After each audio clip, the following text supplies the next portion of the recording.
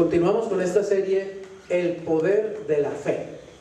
Y quiero darle un saludo a las personas que nos están viendo por YouTube, que van a nuestro canal Río de Agua Viva Cali. Bendiciones para ustedes, que el Señor les fortalezca, que el Señor les permita tomar estos sencillos consejos y volverlos un estilo de vida para usted, para que usted pueda realmente tener una fe fuerte, una fe activa, una fe que logre resultados. Y en este caso que vamos a ver hoy, la conferencia número 6, sirva para que podamos sobreponernos al desaliento. Sobreponernos al desaliento.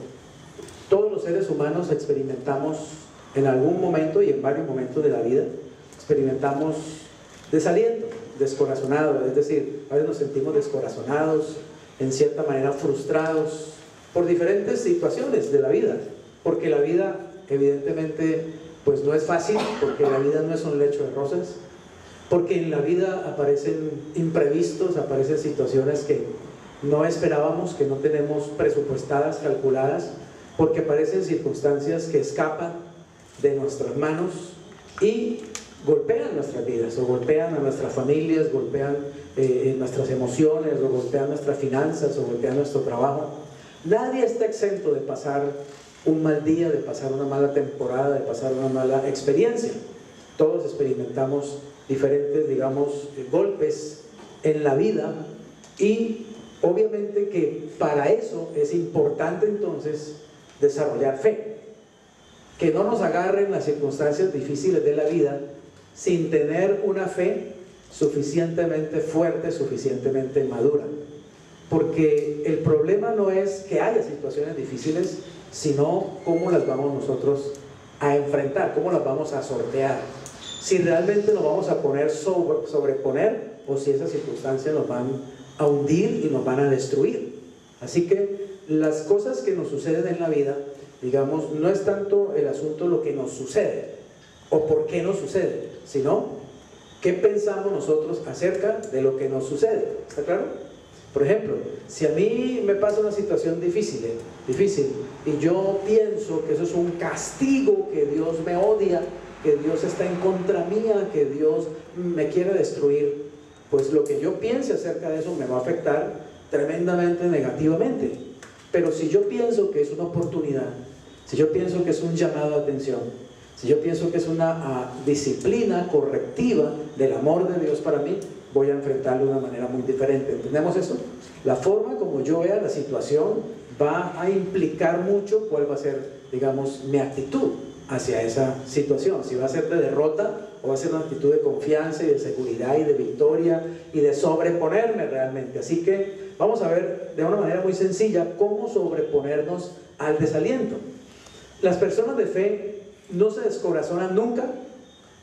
No, claro que sí. Cualquier persona, aunque sea de mucha fe, puede pasar, como decimos, por momentos de desánimo, de desaliento, de derrota, de descorazonarse. La diferencia de una persona de fe es que no se mantienen desanimados, porque han aprendido a enfrentar ese sentimiento de desaliento, de desmotivación, de derrota. Pero esto exige, obviamente, aprender a enfrentar el desaliento, exige deseo, voluntad y esfuerzo, junto, oiga esto, con un patrón de pensamientos de fe. Los cristianos tenemos que estarnos llenando continuamente de pensamientos de fe, y evidentemente no hay mejor, ¿qué diríamos? Mejor libro que pudiéramos leer, o mejor cosa que pudiéramos hacer que llenarnos de los pensamientos de Dios, de llenarnos de los pensamientos de su palabra, la Biblia. Así que es muy importante por eso mantener un constante, digamos, actitud y una constante motivación y una constante ejercicio de estar leyendo, meditando, memorizando la palabra de Dios, de mantenernos en contacto permanente con ella. No es casualidad que diga que la fe viene por oír y oír la palabra de Dios. Así que es muy importante fortalecer nuestros pensamientos en la fe, evidentemente en la palabra. Así que obviamente que sobreponernos al desaliento no es algo que tampoco sucede de la noche a la mañana, es un proceso que aprendemos realmente a hacerlo, aprendemos a madurar, sobre todo aplicando la fe, aplicando la palabra de Dios y hasta ciertas técnicas que es importante aprender a aplicarlas, que son técnicas sencillas pero que realmente funcionan. En Hebreos 2:10 dice lo siguiente acerca del Señor Jesucristo. Habla primero del Padre, porque convenía a aquel por cuya causa son todas las cosas y por quien todas las cosas subsisten, que habiendo de llevar muchos hijos a la gloria, perfeccionase por aflicciones al autor de la salvación de ellos. Aquí dice que el Padre fue el que perfeccionó al Hijo, para que el Hijo a la vez fuera obviamente el autor de la salvación de millones, de muchos hijos. Pero este Hijo Jesucristo tuvo que ser perfeccionado, y escuchen, fue perfeccionado no por vivir una vida de lecho de rosas, fue perfeccionado no porque nunca tuvo que enfrentar ninguna dificultad, ningún problema, porque jamás tuvo que experimentar el dolor o la tragedia en su vida.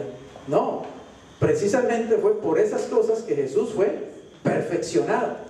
Recordemos que Él como Dios es perfecto, pero como hombre estaba en un proceso, aunque no había pecado en Él estaba en un proceso obviamente de crecimiento y de madurez como ser humano, y como ser humano Él tuvo que ser perfeccionado, igual que nosotros somos perfeccionados.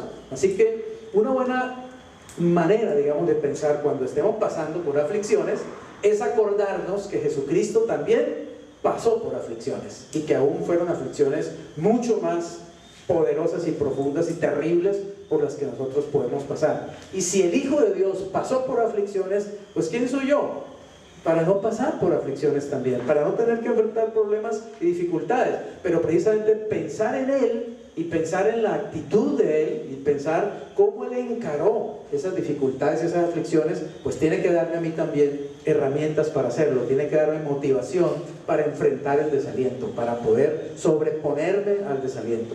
Así que nuestro modelo número uno siempre es, obviamente en todas las cosas, ¿cierto?, es Jesucristo. Siempre estamos llenándonos de la presencia de Él, de la realidad de Él, de cómo Él hizo las cosas, de cómo Él enfrentó las cosas, de cómo qué actitud tuvo el Señor frente a las diferentes situaciones. Así que Él fue perfeccionado por aflicciones, y por eso vino a ser obviamente Salvador nuestro, y también pues vino a llevar muchos hijos a la gloria.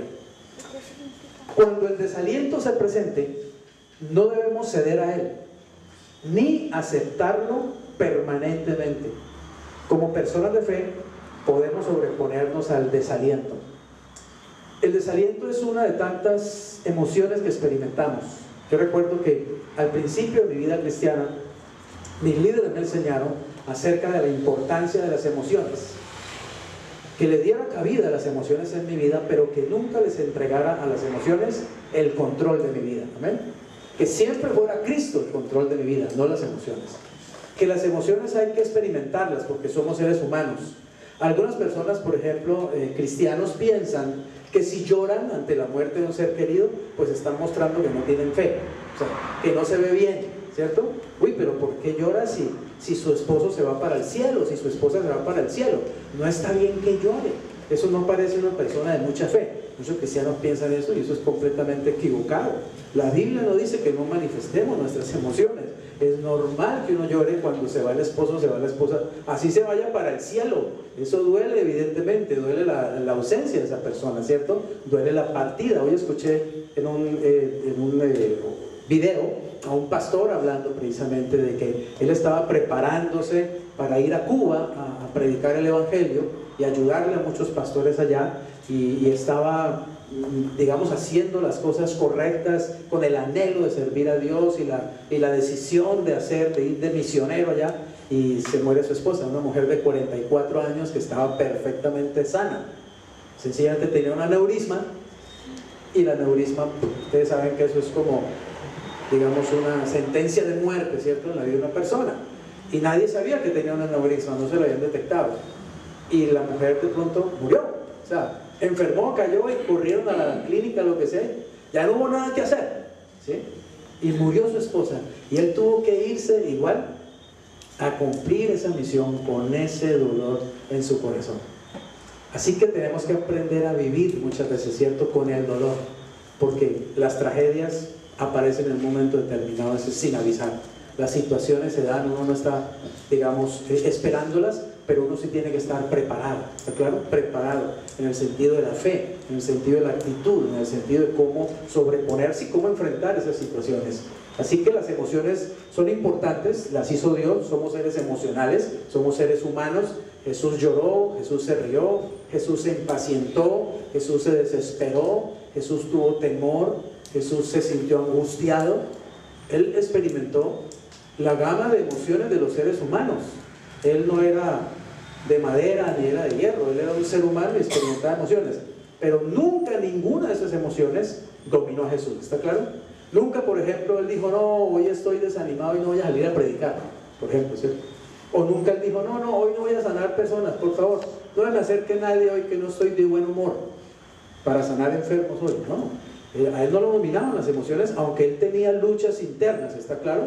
Aunque él tenía que estar, digamos, peleando espiritualmente contra Satanás, las tentaciones, el hecho de cuidar a estos discípulos, el hecho de formarlos, las multitudes que siempre estaban delante de él, etcétera, la presión que había permanentemente sobre él. Él había venido a salvar el mundo, él tenía que hacer la voluntad de Dios segundo a segundo, paso a paso. Era realmente una carga muy grande la que había sobre él.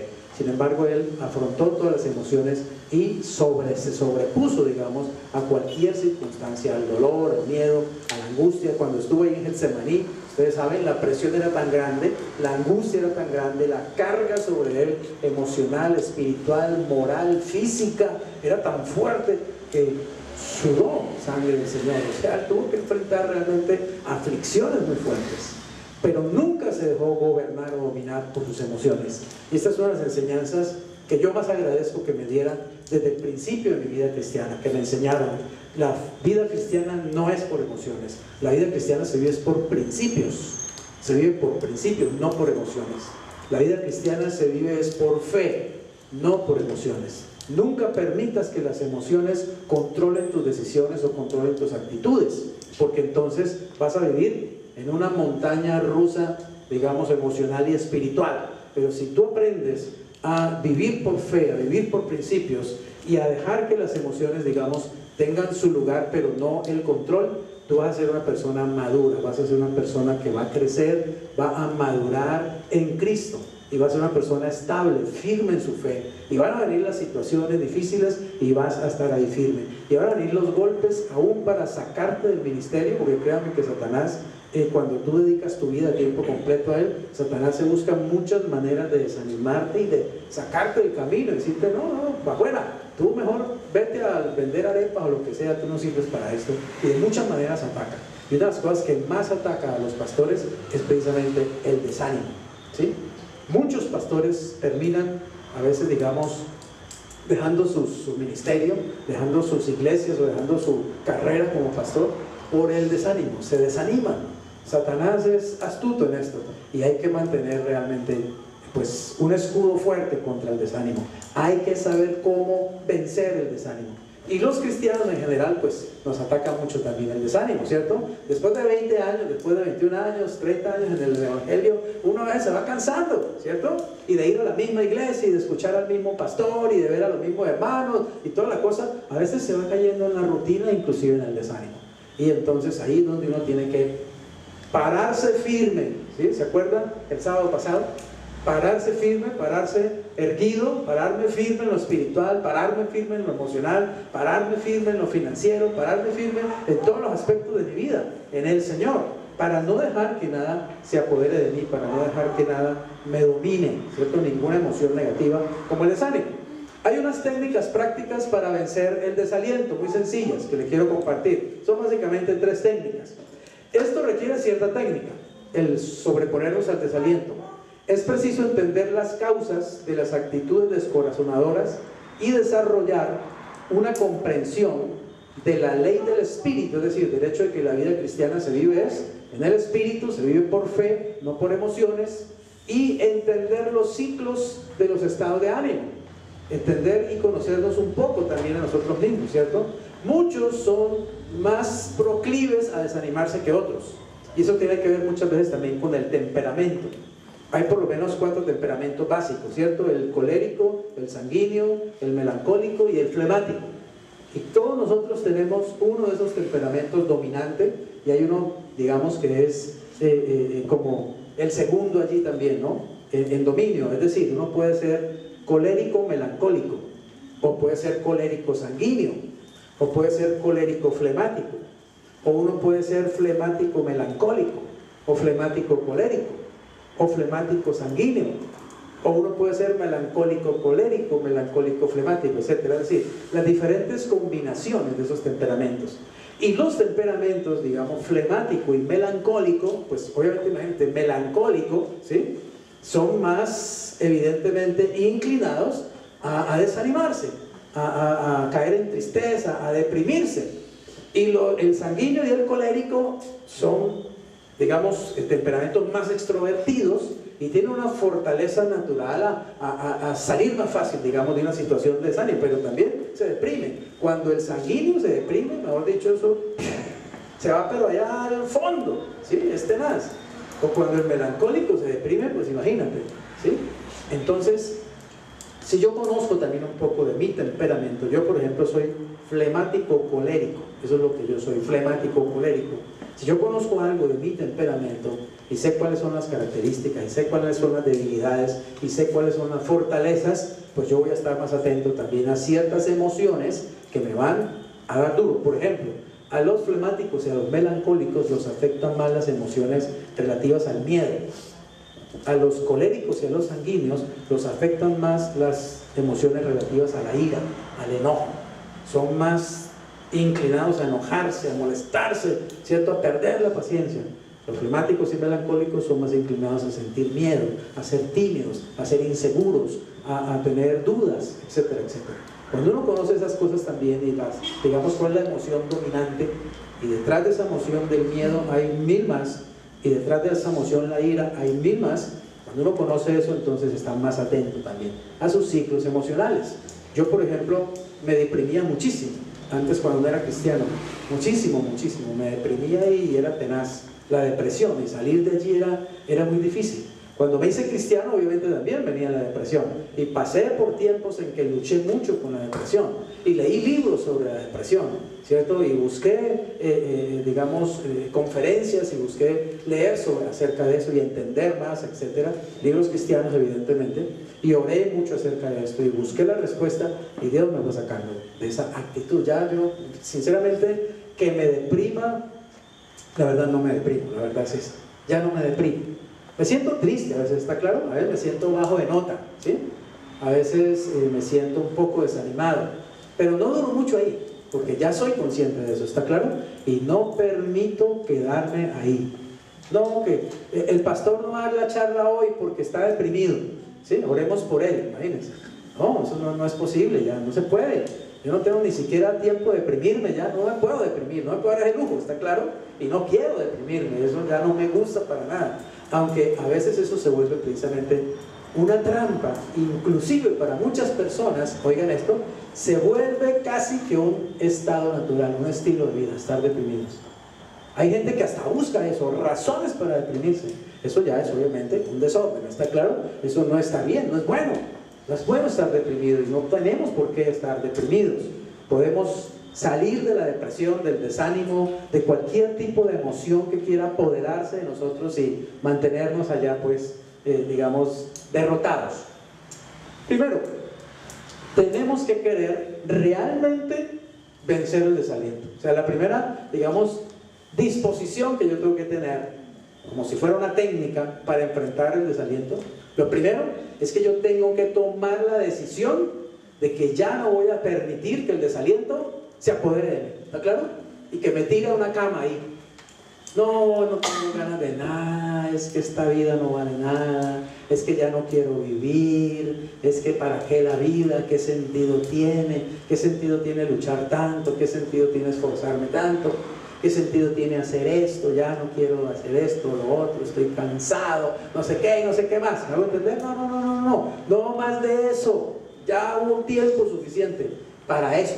Hay que tomar la decisión, amén, y decirle no más desaliento en mi vida, no más depresión en mi vida, no más desánimo, no más derrota, no más estarme autoconmiserando a mí mismo, ¿está claro? No más estarme tocando violín para deprimirme. No, Señor, nada más. No quiero más eso. Me niego realmente, ¿ok? A dejar que esa emoción se apodere de mí y me vuelva una persona allí, pues, digamos, deprimida y desalentada y sin ninguna fuerza emocional o espiritual. En Lucas 15, 16 al 18, todos conocemos la parábola del hijo pródigo, ¿cierto? El 18, la parte A, dice, bueno, ustedes conocen la parábola, ¿no? Que el hijo, cuando ya pues malbarata toda la herencia que el padre le había dado, y finalmente termina buscando a alguien que le diera un trabajo, cualquier trabajo que le dieran, y el único trabajo que encontró fue cuidar cerdos, animales, un animal inmundo para los judíos. Dice que él deseaba llenar su vientre de las algarrobas que comían los cerdos, pero nadie le daba. ¿Se imagina usted llegar a tocar piso en una situación al punto de estar uno envidiándole a un cerdo lo que está comiendo? Tenaz, ¿cierto? Y lo peor, nadie le daba, ni que a los cerdos le compartían tampoco, ¿no? La comida, o sea, realmente es una situación, ¿cierto? Fea, de desaliento, de desánimo. Cualquiera en una situación de esa se puede hasta quitar la vida, se puede suicidar, sencillamente. Y él estaba así, pero dice algo, y esta es la clave precisamente de esta parábola: volviendo en sí. Volviendo en sí.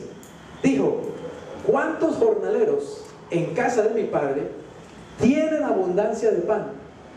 Y yo aquí perezco de hambre. Me levantaré, oiga esto, me levantaré. Ahí está la victoria, ¿está claro?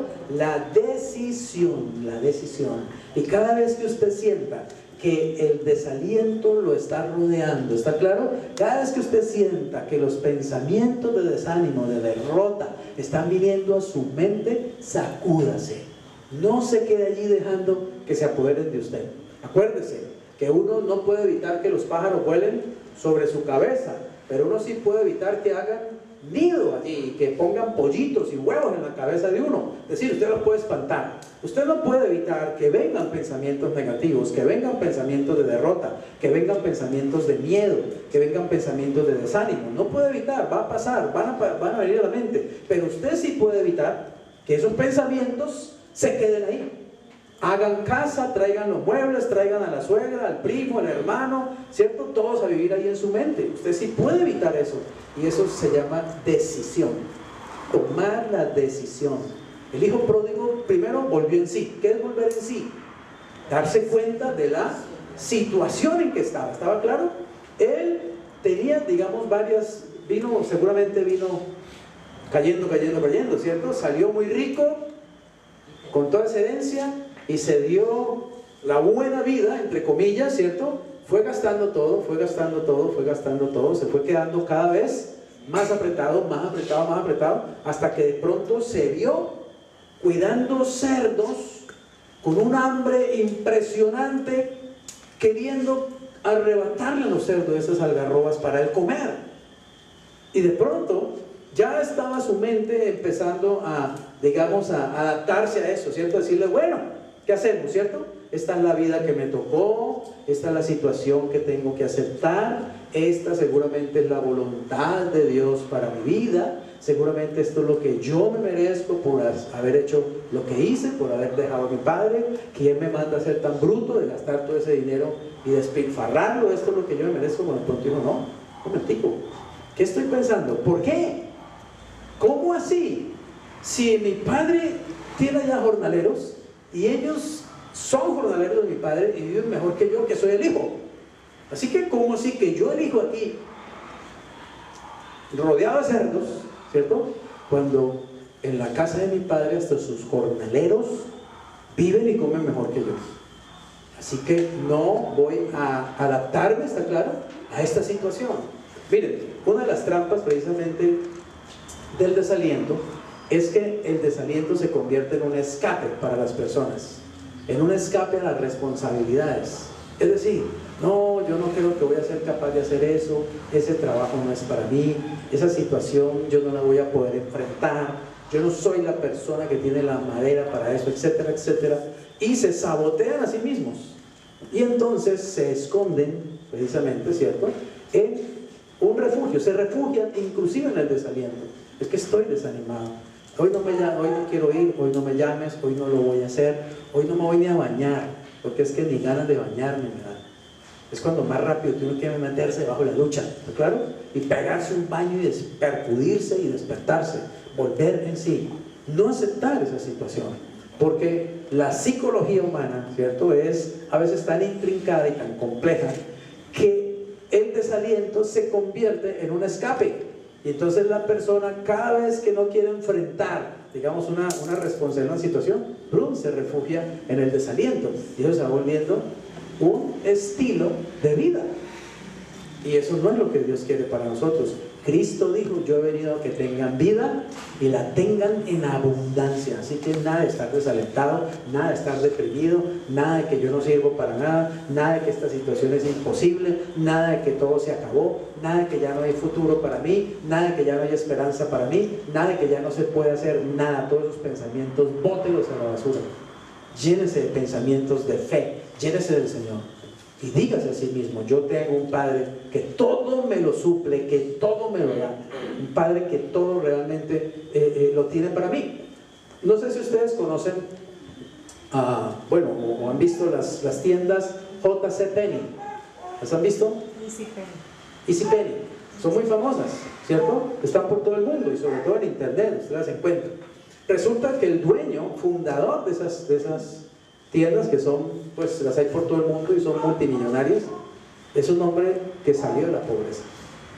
J.C. Penney, el dueño y fundador de eso, que ya murió, era un hombre muy pobre, salió pero de bien abajo, pero este hombre luchó, ¿cierto? Y él tenía ese sueño, él tenía esa visión de esas tiendas y de, digamos, llegar a alcanzar el sueño de crear esas tiendas y luego, digamos, el sueño de expandirlas por el mundo entero, y lo logró. Hoy día, pues, la familia Penny son multimillonarios, ¿cierto? Él creó esa fortuna de la nada, de cero, luchando. Tuvo 1000 vicisitudes en todo el proceso, ¿cierto? Usted sabe lo que es un empresario que tiene un sueño y que lucha. No, las cosas no son fáciles, no todo le salió a pedir de boca. Él tuvo que enfrentar 1000 dificultades, pero él tenía algo, digamos, y era una actitud de no rendirse, ¿sí? Y de no dejarse ganar del desaliento, y de no dejarse ganar de las aparentes derrotas en los negocios y todo esto. Pero dice que en una ocasión, sí, en su vida, dice él, hubo un momento muy difícil, porque hubo negocios malos y toda esta cosa, y se estaba quebrando, mejor dicho. Y él empezó a caer en desaliento, en desánimo, en depresión. Pero dice que él estaba en su oficina una tarde ahí sentado, y de pronto empezó a escuchar a lo lejos, alguien estaba cantando un himno cristiano de su época.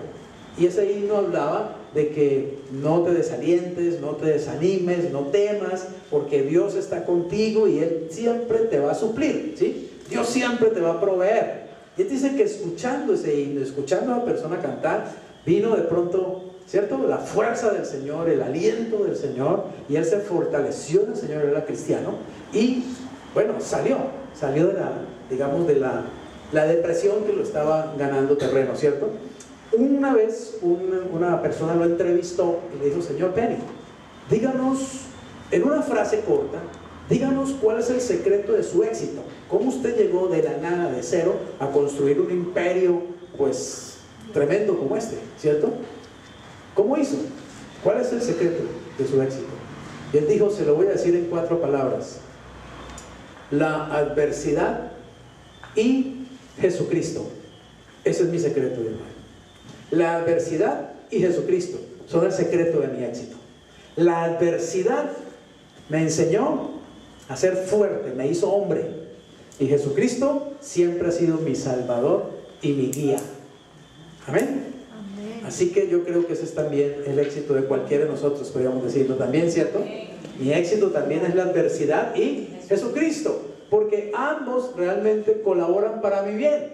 Usted sabe que en el Señor todas las cosas nos ayudan a bien, también las aflicciones y la adversidad nos ayudan a bien si tomamos la actitud correcta, si tenemos la mentalidad correcta, si tenemos la visión correcta de cómo es que trabaja Dios, que Dios usa inclusive la aflicción como una herramienta, como un instrumento para hacernos más fuertes, más maduros, más estables, más seguros, más llenos de la fe. Y obviamente siempre tenemos a Jesucristo con nosotros, que siempre va a estar rescatándonos, siempre va a estar levantándonos, siempre va a estar apoyándonos, siempre va a estar allí mostrándonos el camino, sacándonos de la situación. Y el desaliento, otra de las trampas del desaliento, digamos, es el autocastigo. Muchas personas también buscan inconsciente o subconscientemente el desaliento porque se están autocastigando, autoflagelando digamos, por sus fracasos, por sus derrotas. Entonces se autocastigan. Y una forma de autocastigarse es caer en eso, en desaliento, no me arreglo, no salgo, no voy, no busco a nadie, no voy a un cine, no me divierto, no salgo a un restaurante. ¿Y por qué no? Porque yo no me merezco en el fondo, ¿está claro? No merezco estar bien, no merezco ser feliz. Nunca más se diga eso, nunca más. Esos son mentiras de Satanás. No acepte ese tipo de pensamientos. Cristo vino a darte vida y vida en abundancia. Vive, porque cada día que uno deja de vivir realmente es un día que desperdiciado. La vida es muy corta, ¿cierto? Es muy corta para uno encerrarse 5 días, 10 días en un apartamento ahí en la oscuridad y a estarse lamiendo las heridas y a estarse autocomiserando y pobrecito yo, es que a mí nadie me entiende, nadie me quiere, es que no sé qué, es que Dios también me está castigando y yo me estoy autocastigando, etcétera, etcétera. Rompe esos moldes, rompe esas cadenas, no las aceptes. No es de Dios pensar así, amén. No es de Dios tener esa actitud, no es de Dios actuar así. Lo de Dios es tener fe, lo de Dios es sobreponernos, lo de Dios es poner el pecho a las dificultades en el nombre de Jesús. Lo de Dios es enfrentar al enemigo si es que hay que enfrentarlo directamente.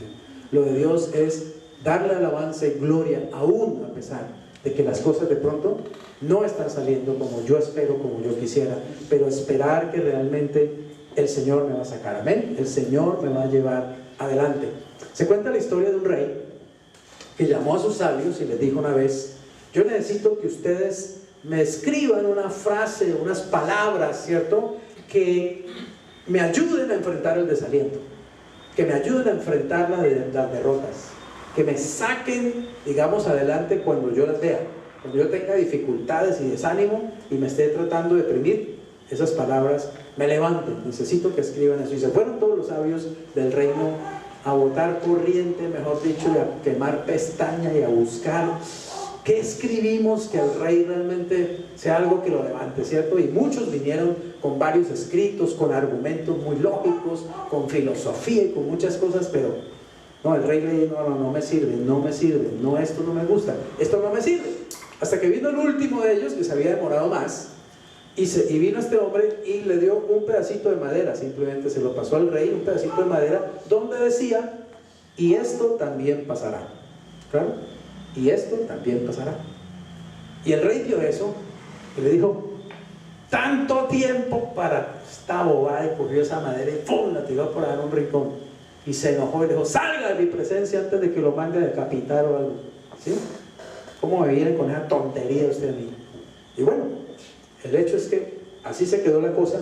El tiempo pasó, vino guerra sobre su reino, sobre su imperio, hubo dificultades, hubo que enfrentar enemigos. Y una mañana él estaba mirando por su ventana, los campos estaban quemados porque los enemigos habían invadido, y veía a su gente sufriendo y gimiendo y llorando, y muertos, heridos, y mucha desgracia, digamos, mucha adversidad. Y el rey se sentó en su trono desalentado, desanimado, triste. De pronto miró allá al rincón y vio el pedacito de madera y lo levantó y decía: y esto también pasará. Claro, y en ese momento él entendió lo poderoso de ese mensaje, lo poderoso de esas palabras, ¿cierto? Entonces dijo: sí, esto también pasará. La guerra, el hambre, las dificultades, esto es pasajero. Y saben, así debemos pensar siempre también de los problemas y de las dificultades. ¿Está claro? Los abuelos lo decían de una forma, ¿cierto? No hay mal que dure 100 años. No hay mal que dure 100 años. Y ni cuerpo que lo resista, ¿no? Es cierto, ¿sí o no? Así que piense así también. Cuando usted esté enfrentando una dificultad y eso le vaya a traer desaliento, desánimo, derrota, depresión, piense, esto también pasará. Esto no va a ser eterno, esto no va a ser para siempre. Piense la cantidad de veces que también usted ha estado en situaciones así, exactamente, en que le ha parecido que a lo mejor ya usted ahí sí ya de esa no me levanto, ¿cierto? De este golpe ya no vuelvo a levantarme, ¿cierto? Y no, y sí se levantó, y sí se ha levantado, y ya eso quedó atrás. Recuerden también el agua que pasa bajo el puente, ¿sí? Es agua que pasa bajo el puente, va a pasar. Esto también pasará. Piense de esa manera. No se quede allí mirando solamente el problema y llenándose de emociones negativas y dejando que su mente, digamos, se enfoque en el desaliento, en el problema. Podemos ser amos de nuestros pensamientos, dominar los pensamientos sombríos y dar autoridad a los pensamientos que cargados de fe. Tome poder y autoridad sobre su mente. Que su mente no se vuelva laboratorio del diablo. Me acuerdo que mis maestros en primaria me enseñaban eso, ¿cierto? Le decían a uno, ¿no? Mente desocupada, laboratorio del diablo. ¿Sí? O sea que lea, estudie, instrúyase, piense cosas, no deje su mente ahí desocupada, ¿sí? Porque el diablo viene y arma un laboratorio allí. Así que exactamente eso. No permita que el enemigo venga y vuelva su mente un basurero donde él deposite toda su basura, toda su mentira, que al final lo va a hacer sentir a usted desanimado, triste, destruido. No permita eso. Tenga dominio sobre sus pensamientos. En Génesis 1, 26 al 28 está ahí, ¿cierto? Génesis 1, 26 al 28. Dice la escritura que dijo Dios, hagamos al hombre, ¿se acuerdan? A nuestra imagen y a nuestra semejanza. ¿Sí? Y que el hombre que señoree sobre las bestias sobre las bestias de la tierra y las aves de los cielos y los peces de las aguas, o sea, que el hombre sojuzgue la tierra y someta la tierra. Asimismo tiene uno que someter su propia mente, está claro, tener control de su mente. Yo no me voy a permitir más pensar negativamente, destructivamente, llenarme de miedos, de dudas, de temores, de bla bla bla y bla bla bla. Ya me he pasado la vida en esa bobada y eso no me lleva a ningún lado. ¿Está claro? Voy a volver una persona de fe, realmente. Voy a dominar mi mente y mis pensamientos y no voy a permitir que el enemigo penetre ahí. Recuerden que nuestras armas de nuestra milicia no son carnales, ¿no? Son poderosas en Dios y que podemos llevar cautivo todo pensamiento a la obediencia al Señor y que podemos destruir todo argumento que venga a nuestras mentes, que venga con desaliento, que venga con temores al futuro, me voy a enfermar, me voy a morir, mis hijos se van a morir, todo va a ser terrible, va a haber un terremoto más terrible que el de México y nos vamos acá a morir, etcétera, etcétera. Va afuera con todo eso. En el nombre de Jesús, llénese de fe, llénese de seguridad. Usted tiene un Dios muy poderoso realmente, ¿cierto? Es su Padre y le guarda. Segunda técnica, y vamos a ir un poco más rápido. Es muy sencillo. Podemos usar el silencio creativo. Oiga esto, el silencio creativo para beneficiarnos. El plan consiste en dedicar todos los días, oiga esto, todos los días, 10 minutos, apenas 10 minutos, a procesos de pensamiento cuidadosamente seleccionados. En otras palabras, simplemente sentarse en un sitio adecuado en silencio, delante de Dios. En Mateo 6:6, acerca de la oración, dice: mas tú cuando ores, entra en tu aposento, ¿cierto? Y cerrada la puerta, ora a tu Padre que está en secreto. Y tu Padre que ve en lo secreto, te recompensará en público. Miren, realmente una buena terapia es esta terapia del silencio. Primero, enciérrate en un cuarto, puerta cerrada, y siéntese tranquilamente en silencio. Segundo, dirija sus pensamientos a Dios. O sea, quite su mente de cualquier otro pensamiento. ¿Está claro? Solo dirija sus pensamientos a Dios. Imagínese a su Padre allí, sabio, bondadoso, amoroso. O sea, imagínese, usted está delante de Dios. Dios está ahí, Dios, y usted está ahí también. Está frente a Dios usted. Y no está frente a un juez, frente a un Dios castigador, a un Dios que lo está acusando, que lo está desaprobando. Usted está frente a su Padre que lo ama, que es bondadoso, que es sabio. Tercero, imagínese depositando su desaliento en las manos de Dios. Simplemente suéltelo, ¿está claro? Deje ir. Mire, me acuerdo que esto yo lo enseñaba en Barranquilla hace muchos años, y muchos años practiqué esa imagen, ¿cierto? Yo me acercaba en mi imaginación, cerraba mis ojos y me acercaba a un lago hermoso, allí las aguas tranquilas, y todas mis preocupaciones y todos mis miedos y todas mis faltantes y todas mis culpas, yo me las imaginaba como una gran roca muy pesada que estaba obviamente afectándome. Y en esa imaginación yo me acercaba, en el nombre de Jesús, me acercaba a ese lago y ¡pum!, echaba ese paquete para allá, esa piedra, y yo la veía caer, y el agua salta, y veía los círculos, ¿cierto?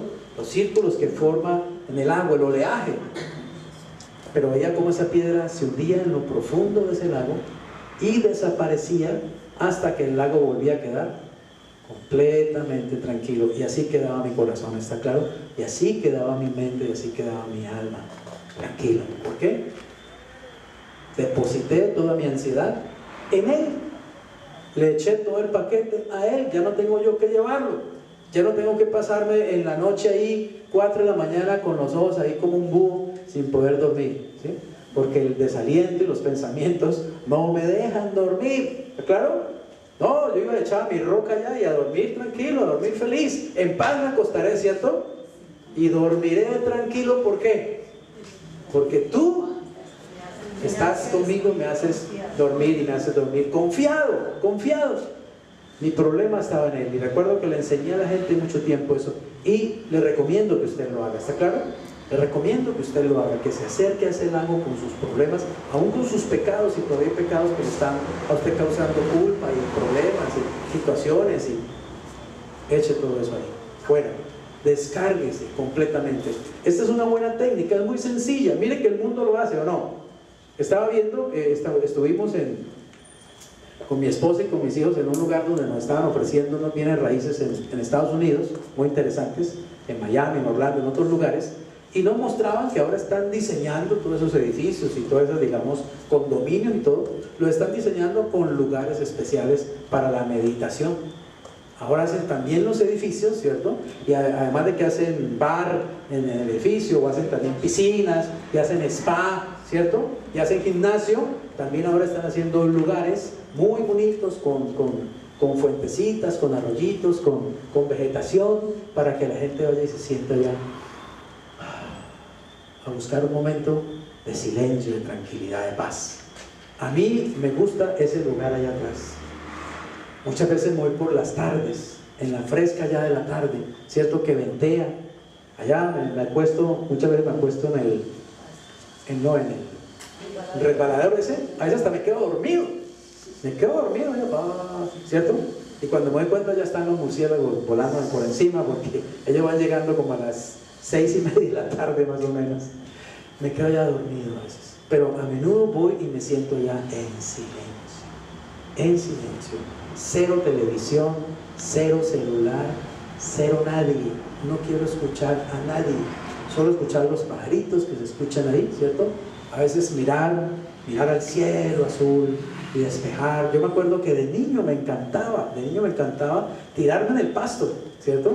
Y me tiraba horas y horas a ver las nubes. ¿Quién no hizo figuras allá en las nubes, cierto? Que un león, que un pato, que un buey, que no sé qué. Pero se nos olvidó eso, ¿sí o no? Ya no tenemos tiempo ni para mirar el cielo, no tenemos tiempo para quedarnos tranquilos. Nos sentamos por ahí un ratico y ya nos acordamos, ¡ay! Yo como que dejé la luz prendida, yo como que dejé la llave no sé dónde abierta, ¿cierto? ¡Ay! ¿Verdad que tengo que hacer esto y hacer lo otro? Y creemos que hay que vivir todo el tiempo haciendo algo, y nos enseñamos a ser hiperkinéticos. Hay que bajarle muchas veces las revoluciones al asunto, aprender a escuchar y disfrutar del silencio. Son las cosas más maravillosas que hay. Y en el silencio Dios viene y te habla muchas veces. Escuchas la voz de Dios. Mira, En cuarto lugar, dice allí, su mente se llenará ¿de qué? De luz. Surgirán a la conciencia ideas para vencer felizmente el desaliento. Te vendrán inclusive respuestas. Muchas veces, mire, usted tiene un problema bien grave y no sabe qué hacer. ¿Sabe cuál es la terapia? Haga eso. Métase en si se puede cerrar un cuarto, o se puede cerrar un closet, o si tiene un jardín, lo que sea, busque un lugar tranquilo, donde esté solo. Deje el celular apagado, déjelo por allá, lo que sea, que le timbran la puerta, que no importa, el mundo no se va a acabar. Es más importante su tiempo a solas con el Señor. Y quédese ahí en silencio. Y piense solamente en Dios. En Dios. Y coge el problema y tíralo allá, al fondo de ese lago. Y escucha a Dios. Y la voz de Dios, de pronto en medio de ese silencio, surge la voz de Dios. Y Dios te dice qué hacer. Y Dios te muestra la puerta abierta. Y Dios te muestra el camino. ¡Pah! Se hace la luz. Y a veces te das cuenta inclusive que el problema era muy sencillo de resolver, pero tú no lo veías porque tu mente estaba demasiado llena de preocupaciones y demasiado cargada de cosas. Dice Lamentaciones 3:25-28: bueno es Jehová a los que en él esperan, al alma que le busca. Bueno es esperar en silencio la salvación de Jehová. Bueno le es al hombre llevar el yugo desde su juventud, que se siente solo y calle, porque es Dios quien se lo impuso. Y dice Thomas Carlyle: el silencio es el elemento en que las grandes cosas se conciben. Es decir, las grandes ideas, las grandes soluciones vienen a menudo mientras estamos acallando todas esas voces, acallando todos esos ruidos en nuestra mente, en nuestra alma, en nuestro corazón. Punto final, tercer punto: hacernos oír de alguien de confianza. Cuando el desaliento empieza realmente a dominarnos, una tercera técnica para sustraernos a su influencia es abrir nuestro corazón a una persona en la que confiamos. Esto nos ayudará a volver a una actitud normal. Dice Proverbios 20:18: los pensamientos con el consejo, ¿qué pasa? Se ordenan, y con dirección sabia se hace la guerra. Los pensamientos, Proverbios 15:22, son frustrados donde ¿qué? Donde no hay consejo. Mas en la multitud de consejeros se afirman. Así que uno necesita muchas veces realmente, ¿cierto?, buscar a alguien y hablar, porque yo sé que también uno busca a Dios, ¿cierto? Y uno habla con el Espíritu Santo, y uno habla con Jesús, y uno habla con el Padre, y eso es maravilloso, pero a veces uno necesita una persona de carne y hueso, ¿o no? Alguien de carne y hueso, ¿cierto? Que te escuche, que te mire a los ojos, que te entienda mientras les está hablando, que te escuche atentamente, que no te juzgue, que no te condene, que no saque inmediatamente la Biblia para darte con la cabeza en ella, ¿no? Es que usted sí es muy bruto, realmente, ¿no? Con razón le está pasando lo que le está pasando. No, tú vas a buscar una persona que realmente, en la que tienes confianza. Yo le doy muchas gracias a Dios por la esposa que tengo, porque a menudo ella es la persona que escucha mi corazón, ¿cierto? A veces estoy cargado, o deprimido, o preocupado, o frustrado, o enojado, lo que sea, ¿sí? Y yo puedo ir y hablar con mi esposa, y ella me escucha pacientemente, me escucha amorosamente, porque es una mujer sabia, sabe escuchar, no me interrumpe inmediatamente. Mire, esos consejeros que lo interrumpen a uno inmediatamente no son buenos consejeros. Que tú empiezas a decirle, mira, no, mira, es que eso no es así, es que no tienes que hacer así. No, a mí me pasó peor que a vos. Es que no sirven para consejeros. El consejero es una persona que tiene que saber escuchar, que realmente deje que la persona abra su corazón, ¿está claro? Y que la persona descargue su corazón, así diga tonterías, bobadas. Le escuchas respetuosamente, eso es respeto. No mucha gente sirve realmente. Tienen que aprender a ser buenos consejeros, porque hay que aprender a escuchar. Es una de las técnicas importantes, aprender a escuchar. El que aprende a escuchar, aprende a hablar y aprende a aconsejar, evidentemente. Así que busque a alguien que realmente le escuche. Puede ser su esposo, puede ser su esposa, alguien maduro en la fe, puede ser su líder, puede ser su pastor, su pastora, su mejor amigo en Cristo, en la iglesia, que usted sabe que es alguien confiable, que no va a salir a contarle a todo el mundo las confidencias que usted le haga, que usted le puede contar las cosas más horribles, que usted le puede abrir su corazón, que usted puede desnudarse, digamos, emocionalmente, ¿cierto? Ante esa persona, y sabe que esa persona va a guardar silencio sobre eso, no va a salir a publicarlo y va a saber qué escuchar. Mire, a mí me ha pasado como pastor muchas veces eso, varias veces me ha pasado que viene una persona, ¿cierto?, a buscar consejo, y obviamente yo lo primero que le digo, bueno, ¿qué te sucede? ¿Qué te pasa? Lo escucho. Yo dejo que la persona primero se vacíe, ¿está claro? Saque todo, porque sabe una cosa, si una persona no saca todo, difícilmente va a poder meterle algo, ¿está claro? Porque ya está llena, ¿está claro? Y si tú apenas se vacía un poquito así, ya le vas a meter el versículo, ya le vas a meter la Biblia, ya le vas a meter el consejo, ya le vas a meter el regaño, esa persona va a quedar peor o igual o confundida. Yo dejo que se vacíe, se vacíe, se vacíe. No importa si se demora 1 hora, 2 horas contándome una historia larga, no importa, yo estoy es para eso, para escucharle. Y me ha pasado muchísimas veces que la persona dice todo, descarga todo, y cuando ya yo le voy a decir algo, ay, pastor, qué pena, ya le quité mucho tiempo, ¿sí? O ya tengo que irme a recoger el niño, o tengo que ir a buscar a mi esposo. Muchísimas gracias, gracias, pastor, no sabe cuánto me ayudó. Y dice, yo no oí ni siquiera alcancé a sacar la Biblia. ¿Entienden eso? ¿Pero qué pasó? Se desahogó. Se desahogó. Le escuché, y eso era lo que esa persona necesitaba. Muchos inclusive, mientras están hablando, dicen, ay, ya sé, o sea, le vino la idea, ya sé lo que tengo que hacer. Gracias, pastor, por el consejo. Yo, no, si el consejo lo dio usted mismo, yo solamente le escuché, y es maravilloso. ¿Entienden eso? Escuchar es tremendamente importante, y ser escuchados, obviamente, es muy necesario. El secreto es hablar del problema con Dios, con otra persona y con nosotros mismos.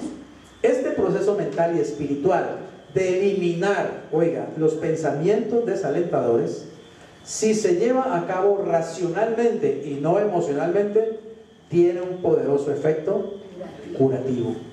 ¿Qué es una persona de fe? La persona de fe es creativa, serena, objetiva en cualquier situación que se encuentre. Nunca la apabullan los problemas, porque sabe que cada problema tiene la semilla de la solución, que toda dificultad encierra alguna gran posibilidad. Por tanto, para ella, un problema no es malo en sí, algo que hay que evitar o ahuyentar, sino un estímulo o una oportunidad que contiene algo bueno. Cuando a la persona de fe se le presenta un problema aparentemente difícil, no se asusta, ciertamente no lo desalienta ninguna falta de capacidad para manejarlo, sino que por el contrario, le hace frente, cree que puede contener sorprendentes y grandes valores, y humildemente sabe que ella posee la capacidad de extraer esos valores. La persona de fe no huye del problema derrotada, no está en su naturaleza darse por vencida o dejarse dominar por el desaliento. Sencillamente persiste, creyendo que para todo problema hay una solución.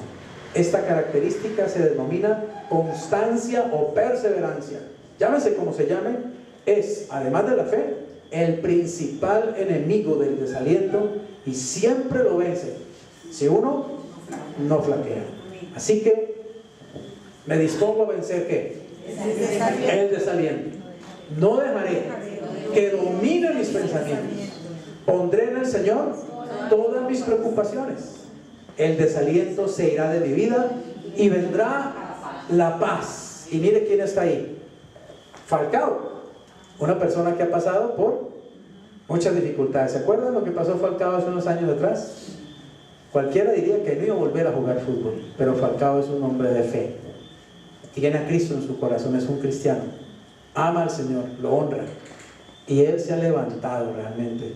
Ha vencido el desaliento, ha enfrentado el desaliento. Vamos a ponernos en pie y vamos a declarar estas palabras en el nombre de Jesús.